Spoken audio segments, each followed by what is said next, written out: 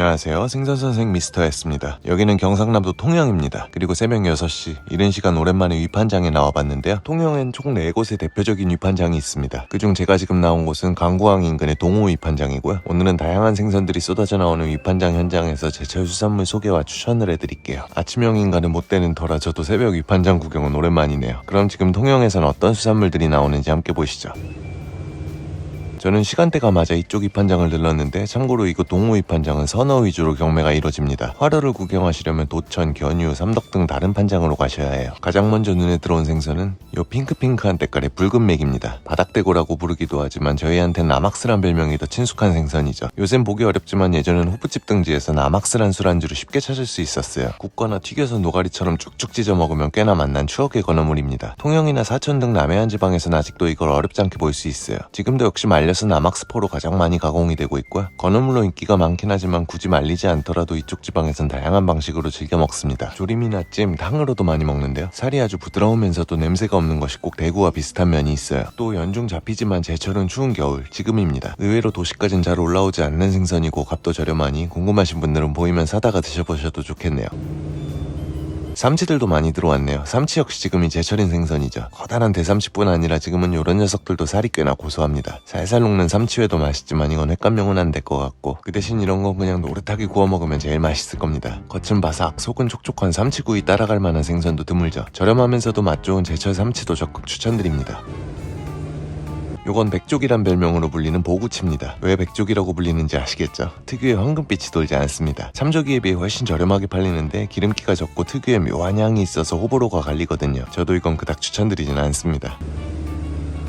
이쪽에는 가자미들이 보입니다. 이건 용가자미네요. 보통 참가자미라고 많이 불리는데 이쪽에선 제비가자미라는 방언으로도 많이 부르더라고요. 아마 배에 보이는 V자 형태 무늬가 제비꼬리 같이 보인다는 이유에서겠죠? 이날 꽤나 많은 양이 들어왔네요. 역시 값도 싸고 제철이라 맛도 좋은 생선입니다. 맛이 담백해서 다양한 요리로 드실 수 있고요. 이것도 추천드립니다. 이게 정말 많이 나왔죠. 이렇게 흔히 많이 잡히다 보니 지역 방언에 참자가 붙었을 걸로 추정됩니다.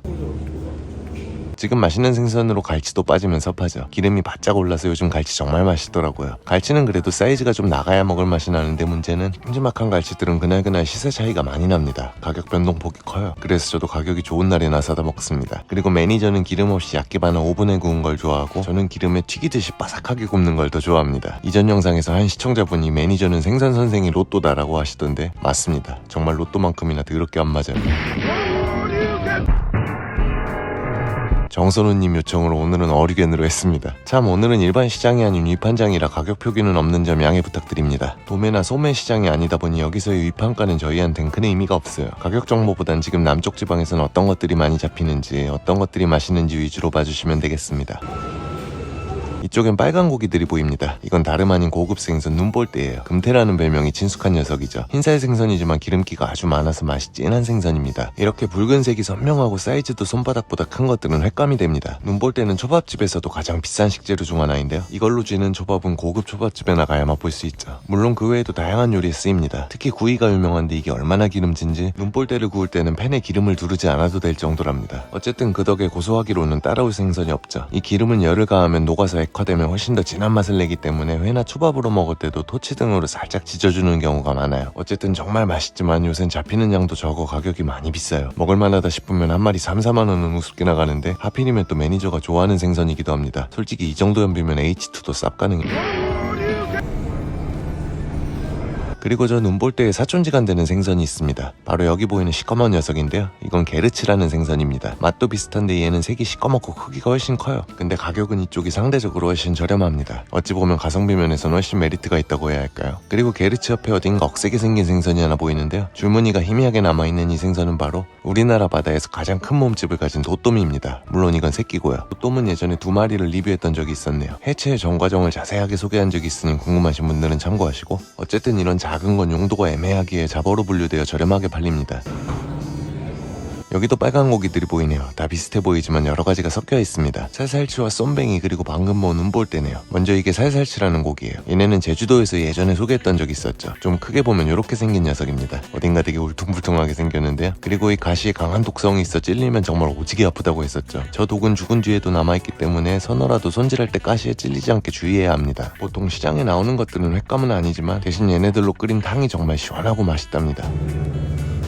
그리고 이게 쏨뱅이네요. 둘이 비슷하게 생겼지만 쏨뱅이는 갈색빛이 돌아요. 살살치와 마찬가지로 이것도 매운탕거리로 최고입니다. 살살치와 쏨뱅이 둘 다 제철인 지금 탕거리로 추천드려요. 그리고 이쪽에 쌓여있는 건 전갱입니다. 씨알이 크진 않네요. 전갱이는 여름 생선으로 알고 계신 분들이 많은데 사실 겨울에도 크게 맛이 빠지진 않습니다. 고등어들도 좀 보이네요. 횟감용은 아닌 듯하고요. 요즘 횟감용 고등어가 생각외로 아주 귀합니다. 그래도 만만한 게 고등어죠. 구워 먹고 졸여 먹고.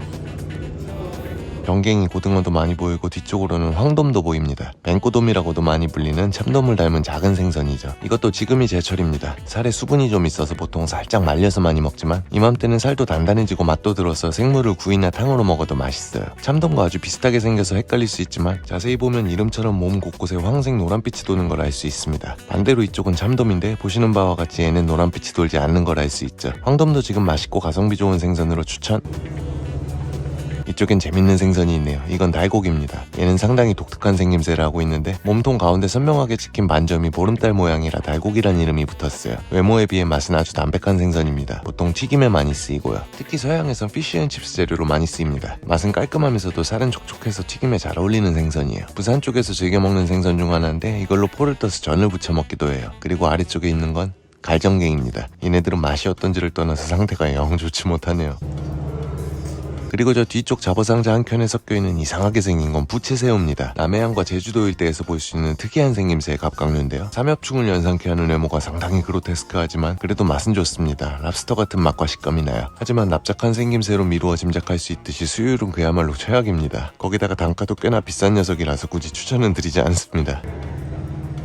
윗반장 한켠엔 아귀들이 모여있네요. 작은 것부터 큰 것까지 크기별로 정렬되어 있습니다. 아귀야 식당에서 사시사철 냉동으로 많이 먹는다지만 제철은 엄연히 겨울입니다. 지금은 별미인 간도 통통하게 살쪘을 때고요. 칼칼한 아귀찜도 입맛 돌지만 이렇게 추울 때는 뜨뜻한 탕도 좋죠. 아귀 역시 겨울철 먹기 좋은 생선으로 추천드립니다. 그나저나 이쪽으로 오니 정말 사이즈가 커졌죠. 무슨 소뚜껑만한 아귀들이 한가득 모여있네요. 이쪽에는 옥돔들도 좀 나왔네요. 선도야 말할 것도 없습니다. 옥돔도 이런 큰 것들은 가격이 많이 비싸죠. 이런 작은 것들과는 단가 차이가 많이 납니다. 원래 생선은 대부분 클수록 맛있어지니까요. 그래서 남자도 사이즈 따라간다고?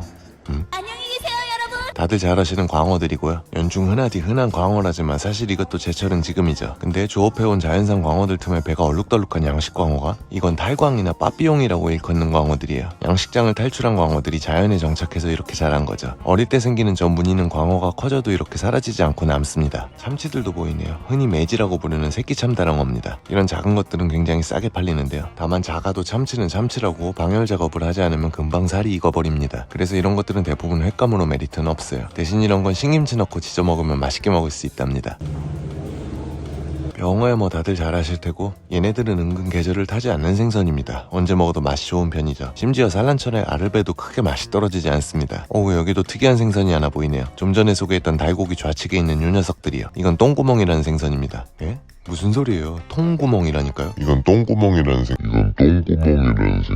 정확한 이름은 푸렁통구멍이란 특이한 이름의 물고기인데요. 이런 건 대부분 다 매운탕거리용 잡어로 팔려나갑니다. 왜 못생긴 애들이 맛있다고? 특히 탕을 끓이면 맛있잖아요. 얘네들도 마찬가지입니다. 국물이 시원하게 나서 매운탕거리로 아주 좋아요. 가격도 저렴하긴 한데 이건 흔히 나오는 생선은 아니라 추천드리긴 어렵네요. 와, 여긴 더 신기한 게 보입니다. 이건 귀상어란 상어입니다. 아쿠아리움 같은 데서 한 번쯤 보신 적 있으시죠? 이렇게 머리가 망치 모양으로 생긴 특이한 생김새의 상어예요. 눈이 이렇게 머리 양쪽 끝에 달려있어서 실제로 보면 되게 우스꽝스러워요. 대부분의 상어들은 식용 가치가 낮아 잡히면 헐값에 팔려나가지만 이 귀상어는 드물게 대접을 받는 상어입니다. 왜냐면 경북 지역에서 즐겨 먹는 염장한 상어고기, 돈베기의 재료 중에서 이 귀상어가 가장 맛있는 재료로 여겨지기에 값비싸게 팔리거든요. 참고로 귀상어와 아주 닮은 홍살귀상어란 친구도 있는데 그건 국제 멸종위기종이자 국내에서도 보호종입니다. 그런데 이게 국내에선 구분되지 않고 시장에 버젓이 유통되는 일이 잦아요. 예전에 이에 대해서도 이야기한 적이 있으니 궁금하신 분들은 참고하시고. 경매가 시작되는 시간이라 오늘 구경은 여기까지입니다. 정신없이 바쁘게 일 보시는데 방해가 되면 안 되니 저는 그럼 이만. 오늘은 편집하며 봐도 영상이 영 밋밋하고 재미가 없었네요. 저도 잘합니다. 좀 더 재밌는 영상 만들 수 있도록 분발하겠습니다. 그리고 오늘은 소개하다 보니 뭐 어째 죄다 맛있다고 하고 있는데 하지만 실제로 겨울은 대부분의 수산물들이 제철을 맞습니다. 다가오는 주말엔 가까운 바닷가나 수산시장 나들이는 어떨까요? 그럼 오늘도 영상이 도움이 되었다면 구독과 좋아요 부탁드리며 마치겠습니다. 시청해주셔서 감사합니다. 아침 해가 빛나는